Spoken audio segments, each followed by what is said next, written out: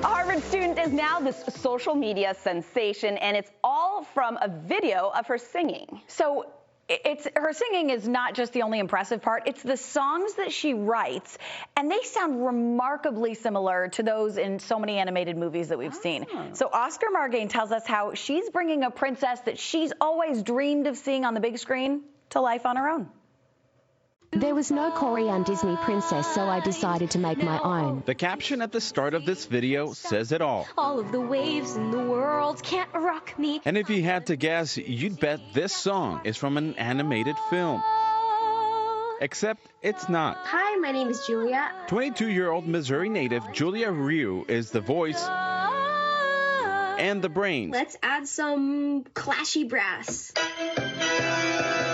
behind her version of Korean folktale character Chim Chong. Chim Chong herself, as a character, has really been sort of the princess that I always wished I could have seen growing up. Julia is a senior studying theater and music at Harvard, but she started writing musicals since she was 15. She took a gap year during the pandemic to work on Chim Chong, writing an entire screenplay and producing 23 full tracks to go along. After I finished my full first draft, I downloaded TikTok, I made a video, and then I posted it. By the next day, she had 10,000 followers.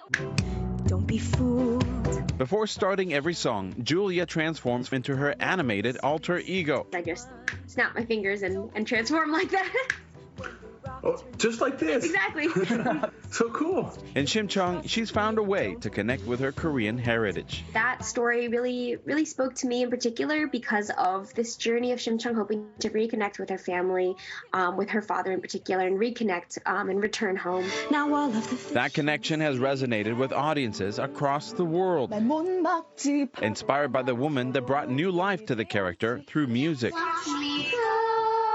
Since posting that first video online last month, Julia has continued sharing her passion for music and screenplays. You guys, it's H-Mart. Even writing a musical on her favorite Korean grocery store in Cambridge. My dream is really to help sort of contribute to a movement of cultural appreciation in media and theater and film and music, all of those different art forms. And who knows, Chim Chong could be the next animated princess to hit the screen. I don't know when, but I... Oscar Margain reporting. Oh, that is so good. That is so cool. I have a feeling she's going to be like the next Andrew Lloyd Webber. Like, we're going to hear about musicals on Broadway from this girl. Maybe Boston's reputation for rudeness is overblown. Bay Staters are known to lend a helping hand on occasion, even to complete strangers. NBC 10's Oscar Margain shares a perfect example. New at 11. Welcome to Boston. Laura Hernandez was having the time of her life when she joined family and friends on a trip to Massachusetts 2 weeks ago. Among the stops, Rockport, a coastal town she quickly fell in love with. This is a nice, town. People are nice. Laura used her phone to snap photos of the beautiful coastline on a sunny Saturday in August, the perfect recipe for water activities. We had a party in Rockport, and I decided to take a paddle board to go to it. She took her phone, loaded with precious unbacked data, and took the paddleboard to Back Beach, where her excitement was short-lived. Laura was attempting to stand on her paddleboard when she lost balance and then fell into the water, and along with her phone, which dropped 25 feet to the bottom of the ocean and stayed there for 20 hours until a diver noticed the pink waterproof pouch and picked it up. And the phone just kind of passed by my vision. Vanessa Kahn was completing a scuba diving course early that morning when Laura asked if they could search for it, and they did. I waved the phone because I saw her sitting on the beach, and I just saw her go. My face was like, what? I can't believe this.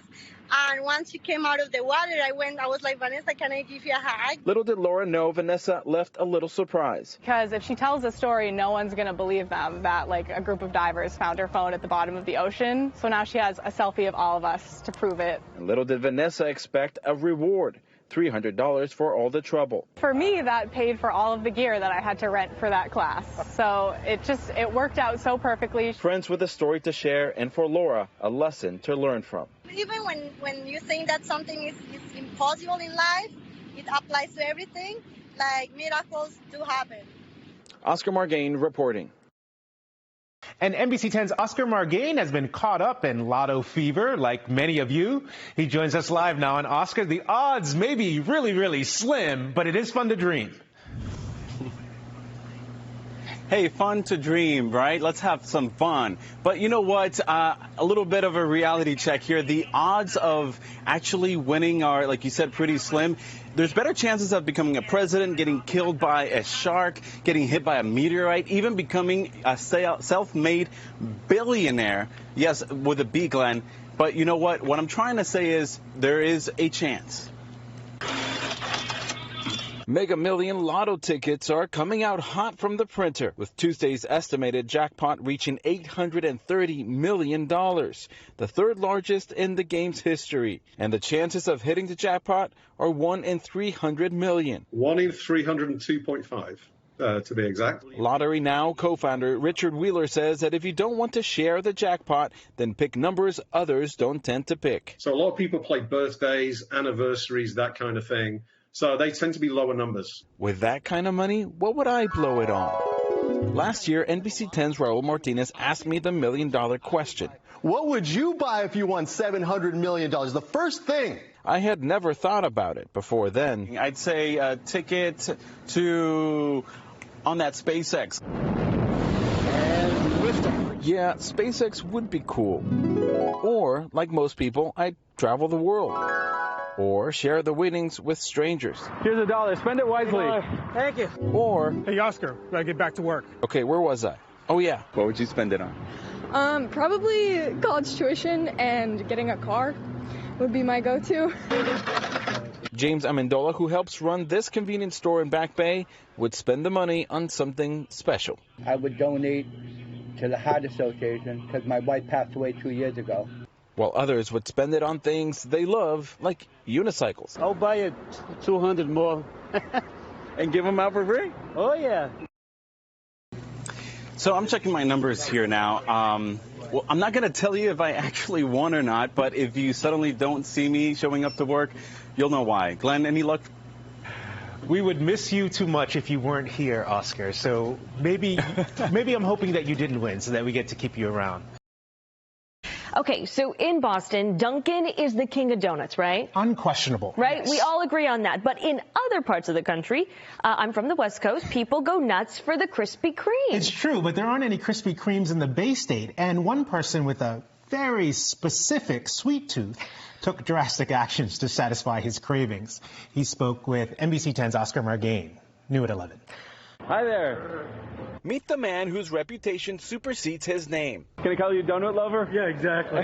Mr. Donut Lover, otherwise known as Chase, is like many of us in Boston who can't go without our donut fix. I just need something plain, just sweet and simple and soft and the gooiness. That's all I look for. It's hard to argue with that.